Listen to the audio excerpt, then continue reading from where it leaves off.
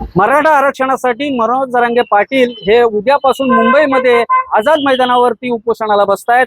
त्यांचा ताफा हा अंतरवाली सराटीतून काल निघालेला आहे आणि त्यांचा ताफा आता सध्या पुण्यात जरी असला तरी त्यांच्या बरोबर असणारे मराठे बांधव हे आता पुण्यातून रायगडच्या वेशीवरती पोहोचलेले आपल्याला दिसत आहेत। आपण रायगडमधील खोपोलीमध्ये आहोत।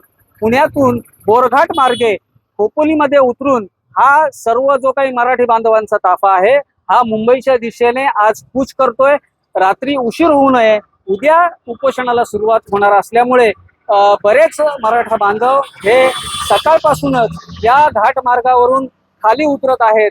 जवळपास आतापर्यंत 400 ते 500 गाड्या या खोपोली घाटातून बोरघाटातून मुंबईच्या दिशेने गेलेल्या आपल्याला पाहायला मिळत आहेत। आता देखील खोपोलीची जी काही वाहतूक समस्या आहे ती पाहण्यासाठी पोलिसांचा चोख बंदोबस्त इथे ठेवण्यात आलेला आहे आणि या सर्व वाहनांना कुठली अडचण होणार नाही याचा एक उत्तमरित्या त्यांनी नियोजन केलेलं आपल्याला इथे दिसत आहे। प्रवीण जाधव, नवराष्ट्र, खोपोली, रायगड।